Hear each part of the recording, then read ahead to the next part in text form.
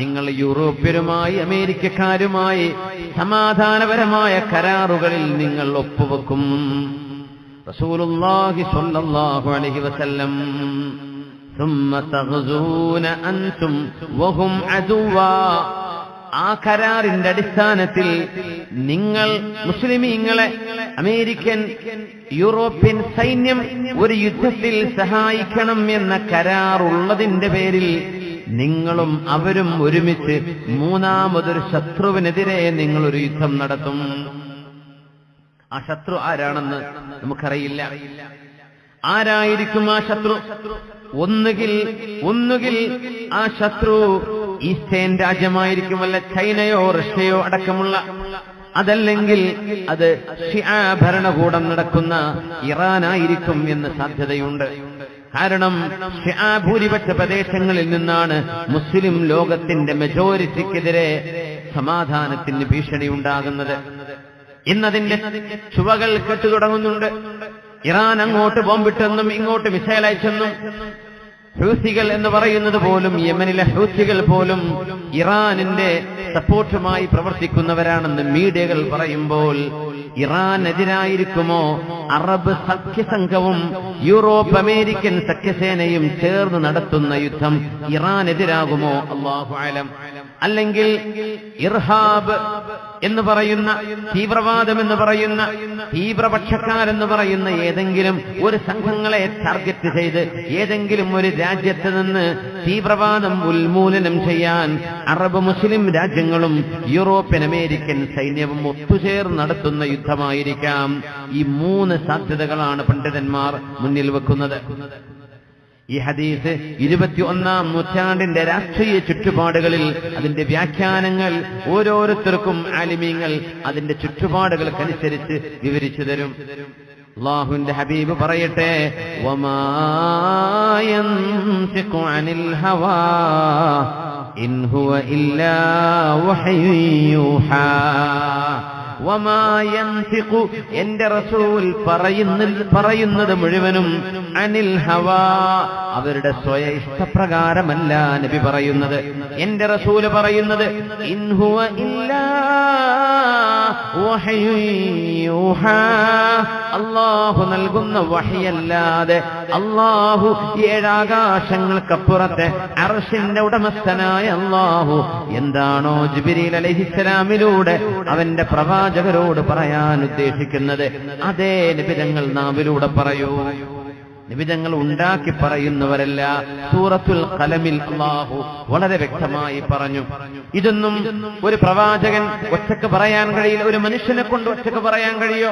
1400 കൊല്ലം മുമ്പ് ഒരാളൊരു വിഷയം പറയാ, 1400 കൊല്ലം കഴിഞ്ഞിട്ട് സംഭവിക്കുക. നമുക്കിന്ന് ഒരു 100 കൊല്ലം അപ്പുറത്തേക്ക്, 200 കൊല്ലം അപ്പുറത്തേക്ക് എന്ത് സംഭവിക്കുമെന്ന് ആർക്ക് പ്രെഡിക്റ്റ് ചെയ്യാൻ കഴിയും? ആർക്ക് പ്രവചിക്കാൻ കഴിയും? പ്രവചിക്കാമത് ശരിയായി പുലരുമോ? എത്ര പേര് പറഞ്ഞു 2000-ൽ ലോകം അവസാനിക്കുമെന്ന്? ചിലര് പറഞ്ഞു 2012-ൽ. ഒരു ചുക്കും നടന്നില്ലല്ലോ. പലർക്കും പലതും പറയാം. പക്ഷേ പറഞ്ഞത് സത്യമായി പുലരുന്നത് അത് ഒന്നല്ല, രണ്ടല്ല, 100 കണക്കിന് അല്ല. എന്തെല്ലാം അവിടെ നിന്ന് പറഞ്ഞോ അതിൽ സാധ്യമായതെല്ലാം പുലർന്നു കഴിഞ്ഞ ഹബീബാണ്, ലോകത്തിന്റെ ഗുരു, മുസ്ലിം ഉമ്മത്തിന്റെ നേതാവ്. അത് വെറും ഒരു മനുഷ്യനല്ല, അത് അല്ലാഹുവിനാൽ നിയുക്തനായ പ്രവാചകൻ തന്നെ. ഇത് ലോക മുസ്ലിമീങ്ങൾ അറിയണം. മുസ്ലിമീങ്ങളോട് എതിർപ്പും വൈരാഗ്യവുമുള്ള ആളുകൾ അറിയണം ഈ പ്രവാചകൻ പറഞ്ഞു പോയ വാക്കുകൾ. എന്നിട്ട് മനസ്സിലാക്കണം ഇത് സത്യപ്രവാചകനാണോ അല്ലയോ എന്ന്. ആ ഹബീബാണ് നമ്മുടെ റസൂൽ. ഇന്നല്ലാഹ വമലായികതഹു യുസല്ലൂന അലൻ നബിയ്യ യാ അയ്യുഹല്ലദീന ആമനൂ സല്ലൂ അലൈഹി വസല്ലിമൂ തസ്ലീമാ. ഹബീബിന്റെ മേൽ സ്വലാത്തും സലാമും വർദ്ധിപ്പിക്കുക. ഈ ഹദീസെല്ലാം ഓതുമ്പോൾ ഹബീബിനെ ഒന്ന് കണ്ടെങ്കിൽ എന്ന് കൊതിച്ചു പോകും. ഈ ഹദീസുകൾ കേൾക്കുമ്പോൾ ഹബീബിന്റെ സദസ്സിലൊന്ന് ഇരിക്കാൻ ഭാഗ്യമുണ്ടായെങ്കിൽ എന്ന് കൊതിച്ചു പോകും. ഈ ഹദീസുകൾ അർത്ഥങ്ങളിലൂടെ കടന്നു പോകുമ്പോൾ അല്ലാഹുവിന്റെ ഹബീബിനെ എങ്ങാനും മുമ്പിൽ കിട്ടുകയാണെങ്കിൽ ഹബീബിന്റെ നെറ്റിയിൽ ഉമ്മ വെക്കുമായിരുന്നുവെന്ന് നമ്മുടെ മനസ്സ് പറഞ്ഞു പോവുകയാണ്. 21-ാം നൂറ്റാണ്ടിന്റെ കഥയാണ്.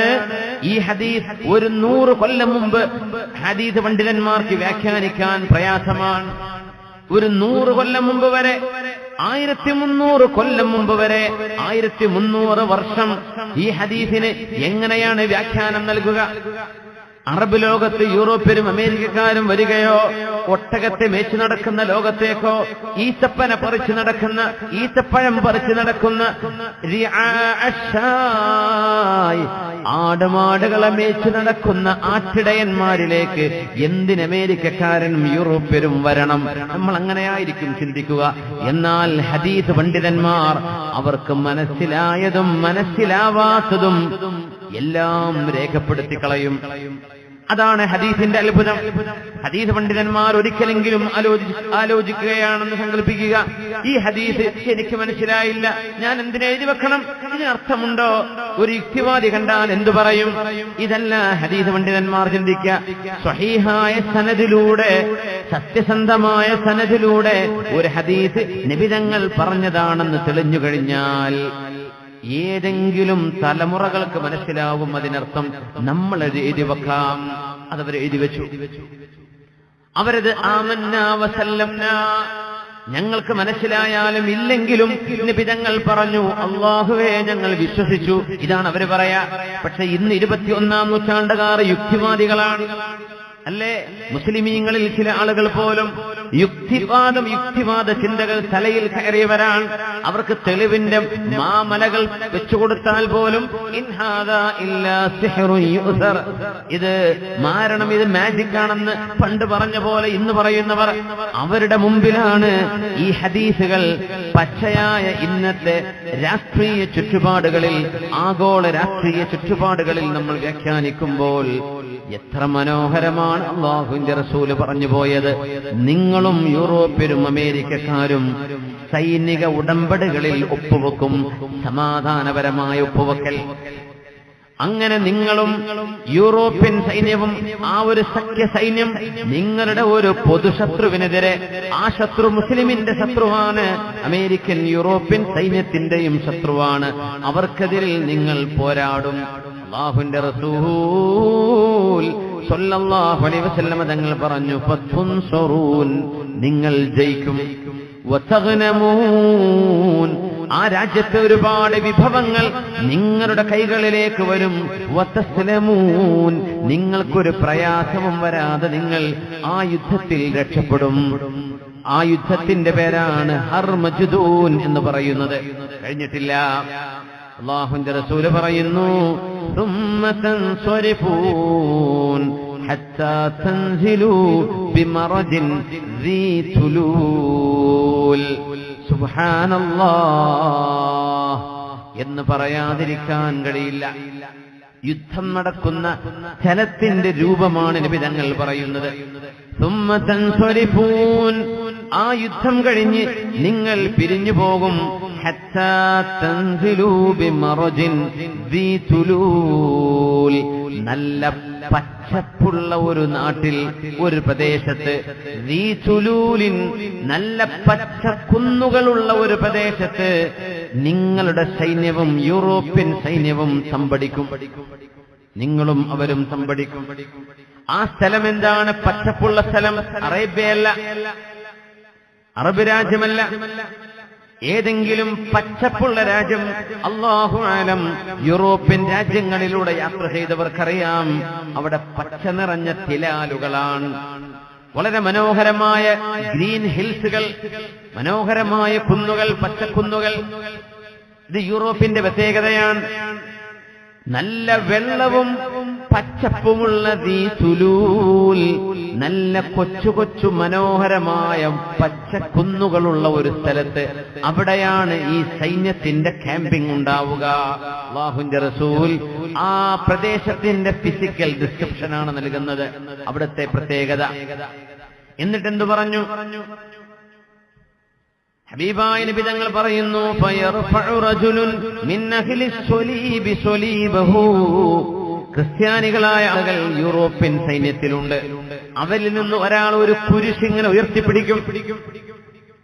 കാരണം മുസ്ലിമീങ്ങൾ അതുപോലെ യൂറോപ്യൻ അമേരിക്കൻ സഖ്യസൈന്യവും ഒരു പൊതുശത്രുവിനെതിരെ പോരാടി ജയിച്ചതിന്റെ ആഹ്ലാദ പ്രകടനം ഒരു പാർട്ടി നടക്കുകയാണ് ഇവിടെ. ആ സമയത്ത് സൈന്യത്തിൽപ്പെട്ട ഒരാൾ, മുസ്ലിമല്ല, യൂറോപ്യൻ അമേരിക്കൻ സൈന്യത്തിൽപ്പെട്ട ഒരാൾ ഒരു വലിയൊരു കുരിശ് കൊണ്ടുവന്ന് ഉറക്കെ പിടിച്ചിട്ട് പറയും, ഗലബ സ്വലീബ്, ഈ കുരിശ് കൊണ്ടാണ് നമുക്ക് വിജയമുണ്ടായത്. അതിൽപ്പെട്ട ഏതോ ഒരു ഫനാറ്റിക്, ഒരു തീവ്രമായ മതവിശ്വാസി, തീവ്രമായ ക്രിസ്തീയ മതത്തിൽ വിശ്വസിക്കുന്ന തീവ്ര സ്വഭാവക്കാരനായ ഒരാൾ ഈ സഖ്യസേനകൾ ഒരുമിച്ച് ചെയ്ത് നടത്തിയ യുദ്ധത്തിൽ വിജയം കണ്ടത് കുരിശിന്റെ പിന്നിലാണ്, കുരിശുകൊണ്ടാണ്, കുരിശാണതിന് കാരണം എന്ന് പറയും. മിനൽ മുസ്ലിമീൻ, അത് കാണുമ്പോൾ മുസ്ലിം സൈന്യത്തിൽപ്പെട്ട ഒരാൾക്ക് വല്ലാത്ത ദേഷ്യം വരും. കാരണം മുസ്ലിമീങ്ങളാരും ഇസ്ലാമിന്റെ കൊടി അവിടെ ഉയർത്തുന്നില്ല. സഖ്യസൈന്യമാണ്. ഈ സൈന്യത്തിൽ മുസ്ലിമീങ്ങളുണ്ട്, അമുസ്ലിമീങ്ങളുണ്ട്. പക്ഷേ ഒരു കരാറിന്റെ അടിസ്ഥാനത്തിൽ സൈനികമായ അതുപോലെ ആയുധപരമായ ഇടപാടുകളിൽ ചെയ്ത കരാറിന്റെ അടിസ്ഥാനത്തിലാണ് യൂറോപ്യൻ അമേരിക്കൻ സൈന്യം മുസ്ലിം സൈന്യത്തിന്റെ കൂടെ കൂടിയത്, മതത്തിന്റെ പേരിലല്ല. അവിടെയാണ് ഒരാൾ ഒരു മതത്തിന്റെ ചിഹ്നം അവിടെ ഉയർത്തി കാണിക്കുകയും കുരിശുയർത്തിപ്പിടിക്കുകയും കുരിശുകൊണ്ടാണ് വിജയിച്ചതെന്ന് അവകാശവാദം ഉന്നയിക്കുകയും ചെയ്യുമ്പോൾ ഫയഖൂമു ഇലൈഹി ഫയദ്ഫഉഹു, ആ മുസ്ലിമായ മനുഷ്യൻ വന്നിട്ട് ആ കുരിശ് പിടിച്ച മനുഷ്യനെ, കുരിശ് പിടിച്ച് അവകാശവാദം ഉന്നയിച്ച മനുഷ്യനെ പിടിച്ച് തള്ളും. വേറെ റിവായത്തിൽ വന്നത് ഫയഖ്തുലുഹു, അയാൾ അവിടെ വധിക്കപ്പെടും. ഫഇൻദദാലിക യഗ്ദിറുർ റൂം, ആ ക്രിസ്ത്യാനിയായ മനുഷ്യന്റെ മരണം സംഭവിക്കുന്നതോടുകൂടെ തന്നെ റോമൻ സൈന്യം നിങ്ങളുമായുള്ള കരാർ പൊളിക്കുകയും നിങ്ങളെ വഞ്ചിക്കുകയും ചെയ്യുമെന്ന് ഹബീബുനാ റസൂലുള്ളാഹ്. വയജ്തമിഊന ലിൽ മൽഹമ, എന്നിട്ട് ഏറ്റവും വലിയ രക്തച്ചൊരിച്ചിലുള്ള അൽ മൽഹമത്തുൽ കുബ്ര എന്ന് പറയുന്ന ലോകമഹായുദ്ധത്തിന് അവിടെ വേദി ഒരുങ്ങും. അതായിരിക്കും വേൾഡ് വാർ 3 എന്ന് നമുക്ക് അനുമാനിക്കാം, അല്ലെങ്കിൽ അതിന്റെ മുമ്പ് അത് വേൾഡ് വാർ 4 ആയിരിക്കാം, അല്ലാഹു അലം. الملحمة الكبرى فيأتون تحت 80 غاية, അവര് വരുന്നത് 80 കൊടികൾക്ക് കീഴിലാണ്. അവരുടെ കൊടി 80 കൊടികളുണ്ടവർക്ക് സൈന്യത്തിന്. ഓരോ ബറ്റാലിയന്റെ കീഴെയും ഓരോ കൊടിക്ക് കീഴെയും തഹ്ത കുല്ലി റായത്തിൻ 12,000 സൈന്യം ഓരോ കൊടിക്ക് കീഴിലുണ്ട്. അങ്ങനെ 80 കൊടിയാൽ വലിയ ഒരു യുദ്ധത്തിന് ഇവിടെ തുടക്കം കുറിക്കുമെന്ന് ഹബീബുനാ റസൂലുള്ളാഹി സ്വല്ലല്ലാഹു അലൈഹി വസല്ലമ തങ്ങൾ ഇനി നടക്കാൻ പോകുന്ന അറബ് ലോകത്തും മുസ്ലിം ലോകത്തും നടക്കുന്ന സംഭവ വികാസങ്ങളെ പരിശുദ്ധമായ വഹീന്റെ വെളിച്ചത്തിൽ നമുക്ക് പറഞ്ഞു തരുന്നു. ഇത് പേടിക്കാനല്ല, മുസ്ലിമീങ്ങളായ ആളുകൾ അവിടെ പേടിക്കാതെ നിലകൊള്ളണം എന്ന് നബി തങ്ങൾ പറയുമായിരുന്നു.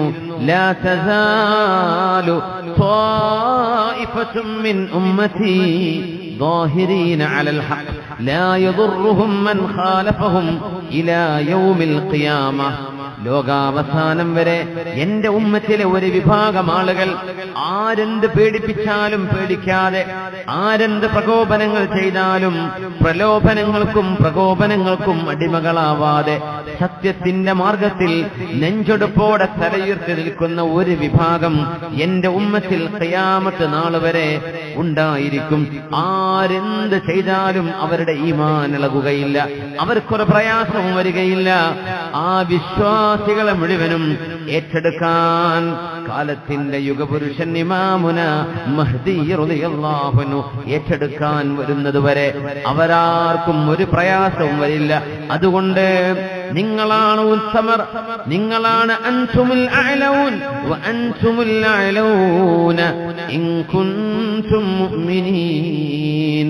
നിങ്ങളാണോ ഈമാനുള്ളവരെങ്കിൽ ഇതാ നിങ്ങൾക്ക് വിജയമുണ്ട്.